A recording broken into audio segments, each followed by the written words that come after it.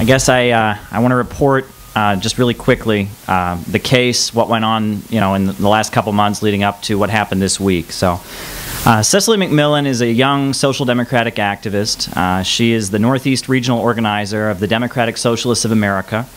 She was involved in the Wisconsin uprising in 2011, when the unions took over the Capitol prior to Occupy Wall Street.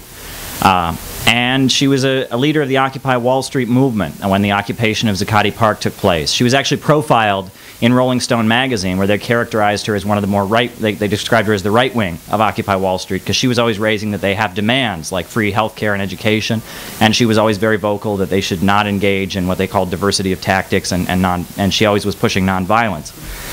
So what happened, the court case began with an incident that took place on the 6-month anniversary of the Occupy Wall Street demonstrations on March 17th of 2012. That was when the Left Forum was happening near Zuccotti Park at Pace University. And Michael Moore was speaking at the end of his talk. Michael Moore urged people to go down to the park and have a 6-month celebration of the Occupy demonstrations. So a whole bunch of people did go down to the park, and Cecily McMillan herself was actually not planning to occupy the park that night.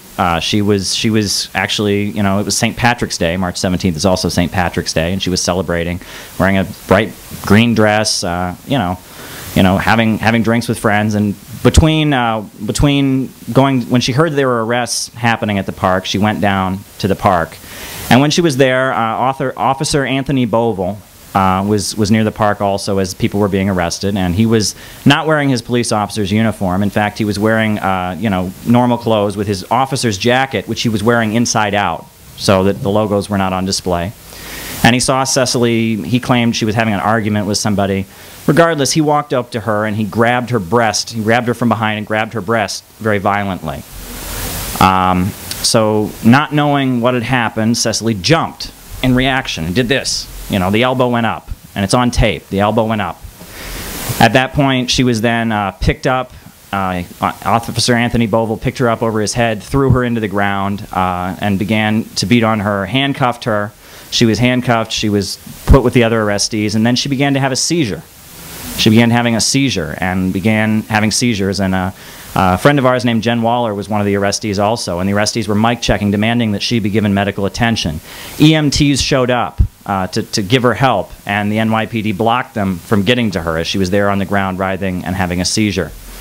So that was the arrest, and while most of the people that were arrested that night had the charges dropped against them or were given an ACD or whatnot, she was charged with assault on a police officer in the 2nd degree, which is a felony in the state of New York. So flash forward 2 years, the trial took place, and it received quite a bit of coverage. I mean, it was in the New York Times before the trial began. It was all over all kinds of media. And I sat in the courtroom on a couple different occasions during the jury selection, during her testimony, during some other parts. She did not in any conceivable way receive a fair trial. The officer who assaulted her has a history of brutality against Occupy Wall Street protesters. The city has actually paid out settlements for his other acts of brutality, but none of that was allowed. The jury was not allowed to hear that. The jury was not allowed to hear any of the evidence of police brutality against Occupy Wall Street protesters. In addition, much of the medical evidence about how Cecily McMillan had been beaten up was not allowed to be shown to the jury. All of the, so much of the evidence that came out, including the very famous picture of, of the handprint that Officer Bovell left on her breast, the shape of a hand. He squeezed her so hard, he did that. That was not allowed to be seen by the jury. Things were just not allowed to be seen by the jury. And so after, and she had a very good lawyer, Martin Stoller, a leader of the National Lawyers Guild. I mean, did an excellent job defending as well as he could in a very hostile courtroom. But she was convicted and found guilty. Now, usually when someone's convicted of a felony, they're allowed to then wait until their sentencing to be taken off to jail. Well, what happened in the courtroom after she was convicted was very much a staged event designed to intimidate and scare people. There had been a whole bunch of Occupy people, 40 to 50 Occupy people at the trial every single day. Well, when the verdict came down, the courtroom was filled with 38 cops. All right, and as the Occupy people were coming in, more and more cops started piling in. There was something like over 50 cops were in the courtroom at the time they were announcing the verdict. And the courtroom was full of all of these cops. They announced that she's been found guilty. Then they announced they will not be granting bail. They'll be taking her to prison immediately, to Rikers Island, awaiting sentencing. They cuff her in the courtroom and drag her off. And then as people from the Occupy movement are standing up in the courtroom, then there's scuffles in the courtroom. It was a very, very dramatic, staged event of intimidation. And you want to talk about how much of an unfair trial this was. In the closing argument that the prosecution made, the prosecutor, Amy Choi, she said in her closing argument, Cecily McMillan says she was beaten up by the police, but she said she might as well have said she was beaten up by space aliens. Right? I mean, the jury, that's how, the fact that Amy Choi was able to make that argument shows how much any talk of police brutality was completely eliminated from the trial. So since the trial, now that she's in Rikers Island awaiting sentencing on May 19th, now that she's, since the trial, 9 of the 12 jurors have actually come forward and said they don't think she should go to jail. And one of the jurors gave an interview and was just, I mean, the jury was not able to see the facts of the case. This was not a fair trial in any conceivable sense of the word. So, you know, this is getting a lot of publicity. A lot of different forces have come out to support Cecily McMillan and others. And you know, it's important to put this in the context of what's going on. Occupy Wall Street was really a sign of the economic times. As people don't have jobs, people, you know, the economy gets worse. People are going to want to protest and want to do something about it.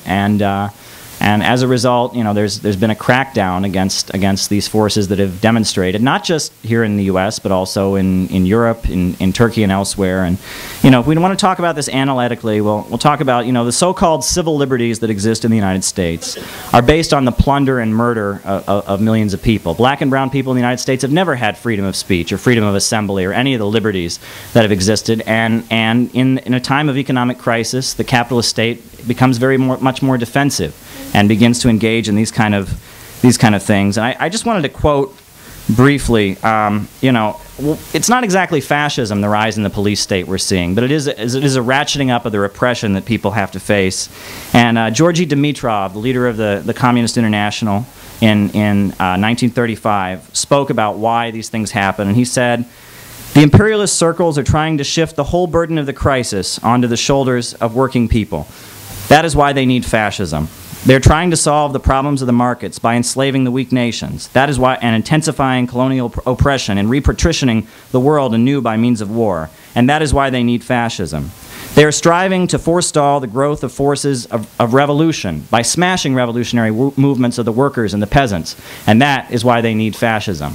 The capitalists are very much bracing for the uprising that they know is coming. And they're trying to intimidate us." I'm going to wrap up, but I just want to say, essentially, they targeted this woman because, number one, because she was a leader of the Occupy movement. Number two, because she was a moderate. So, you know, she was a moderate. She wasn't some you know, black bloc anarchist engaging in armed activities. Number three, because she was innocent.